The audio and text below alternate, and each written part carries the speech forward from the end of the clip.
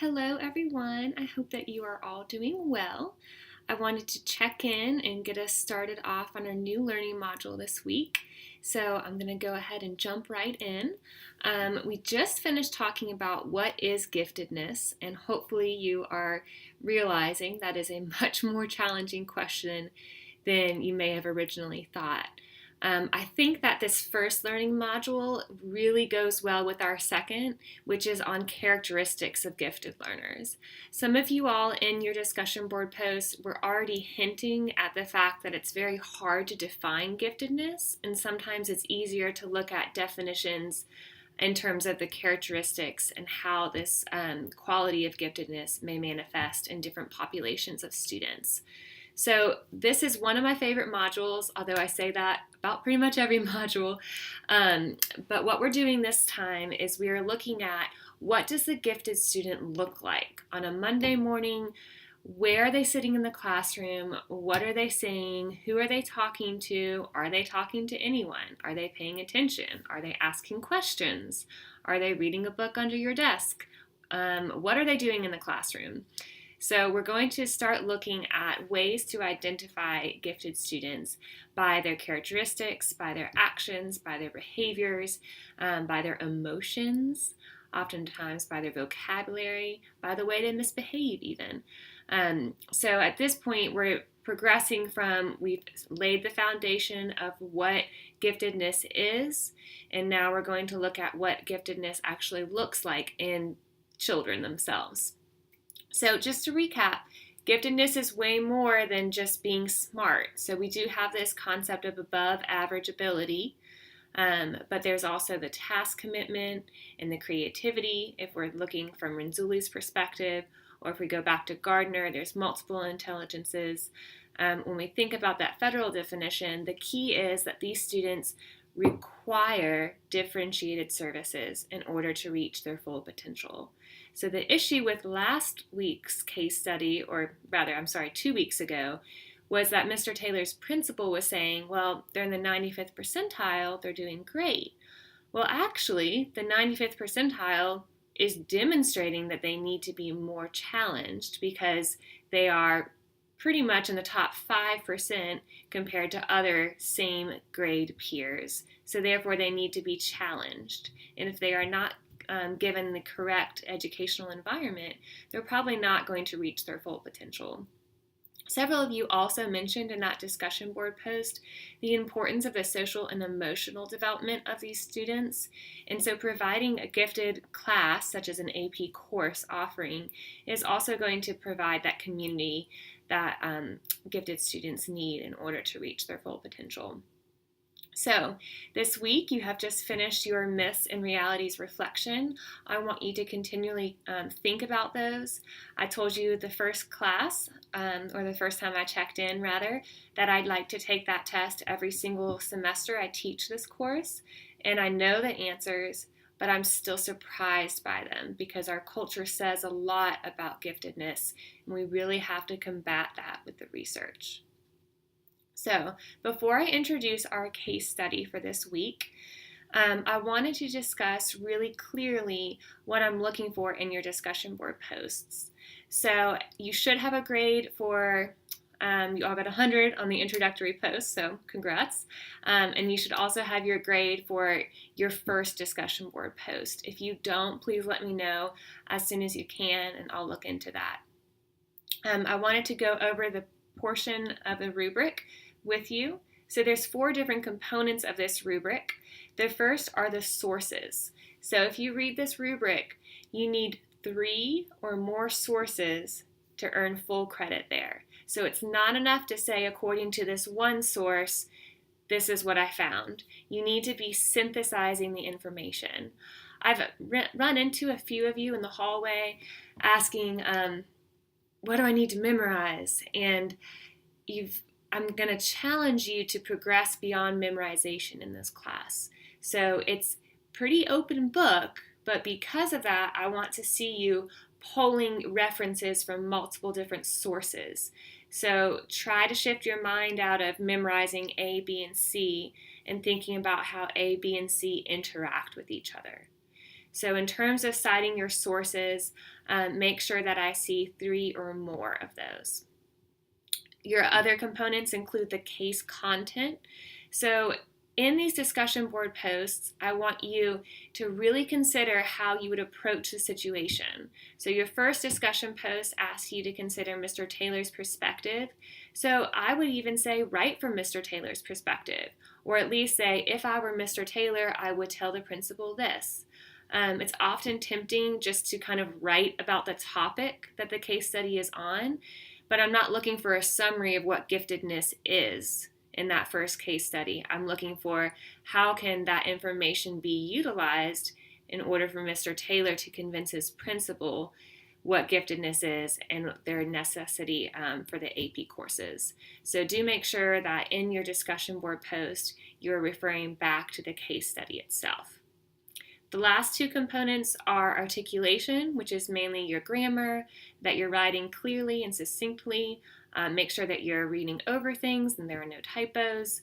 And lastly, your responses to each other. The majority of you guys did wonderful on that, progressing beyond a simple, great thought, I agree, to really start questioning and digging deeper with your classmates.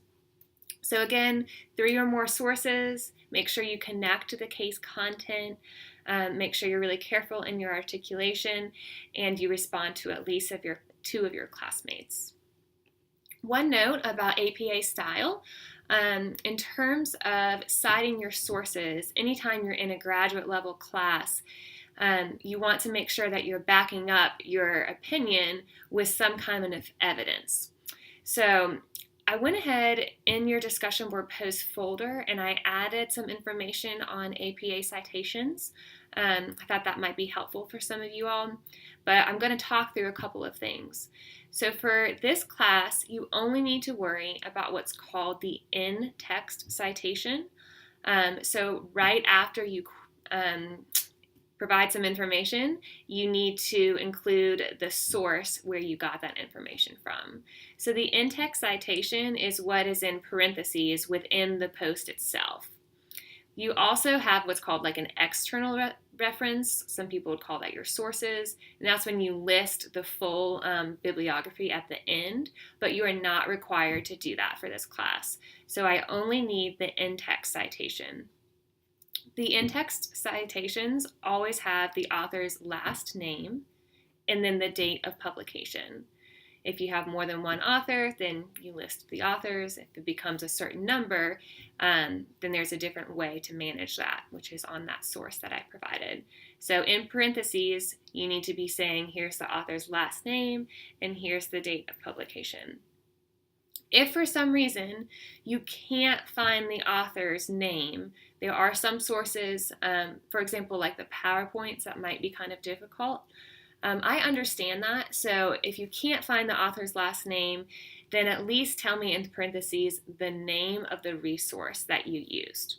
Okay, so it could be as simple as giftedness to find PowerPoint. That's fine. What I want you to be careful of is some of you are clearly reading and clearly really digging into the material, but you're not citing. So as you're practicing this, I want you to be sure that if there's something that you learned from the sources, you need to tell me where that came from. If you're using a direct quote, make sure you tell me the direct page it came from or the slide number. And also, one quick note, I noticed that several of you you were using sources within sources. So I made a note on this in your discussion board folder, but we always trace back the work to the original citation. So if I'm writing an article today, I'm always quoting other people. If you were to then quote me, you're not going to give me the glory for a definition of giftedness because I didn't create it. I may define it in my paper, but I didn't create that. So we always trace back to the original author. And I wrote a silly note about that in the discussion board post, which will hopefully make that clear. So there's your introduction on APA style. Again, I'm not super strict on it, but I am strict on you citing your sources because as a graduate level class, you really need to have practice doing that. If you have any questions on how I graded your discussion board posts. Please let me know, and I'll be happy to talk about it with you. We're just at the start of the semester, so we're all learning with each other, and I'm definitely here to help. So that's a great lead-in into our discussion post for this week. As I mentioned previously, we are talking about the characteristics of gifted learners, and in doing that, we're going to look at my favorite case study, which is about Adam. And again, true story.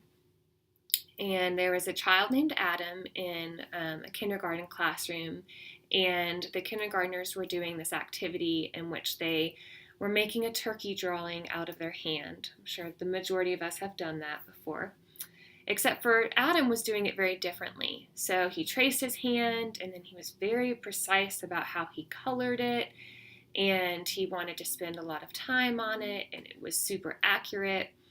But he got in a little bit of trouble because he wasn't done yet. And this is very common for perfectionists, and you'll see in this week's reading that perfectionism and giftedness are really going to interact. So Adam caused a lot of trouble in the classroom because he never finished on time.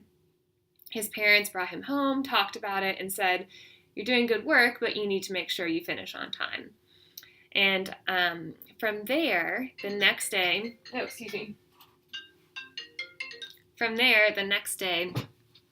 Adam and his teacher were talking, and Adam simply asked, "Well, do you want this project to be done or to be done well?" Which sounds very inappropriate and definitely sounds not like what you would want the student to say. But I'm not going to talk more about it. I want you to dig into this content and think about, if you have a student in your classroom raise their hand and say, "Well, do you want me to do this well, or do you want me just to finish it?" And that's what Adam said. And we're digging into what are the potential reasons why he would say that, what's really going on here. It's a really interesting case. I'm excited to see what you guys think about it. So in terms of your discussion board, I'm asking you to take the role of the gifted education teacher and ask to meet with the parents and with Adam and to say, well, maybe his behavior are actually indicative of giftedness. Maybe he's not being a smart aleck. Maybe he needs to be challenged, and tell me why. So within this case study, how are you seeing evidence of giftedness in Adam? Again, sorry for my phone going off.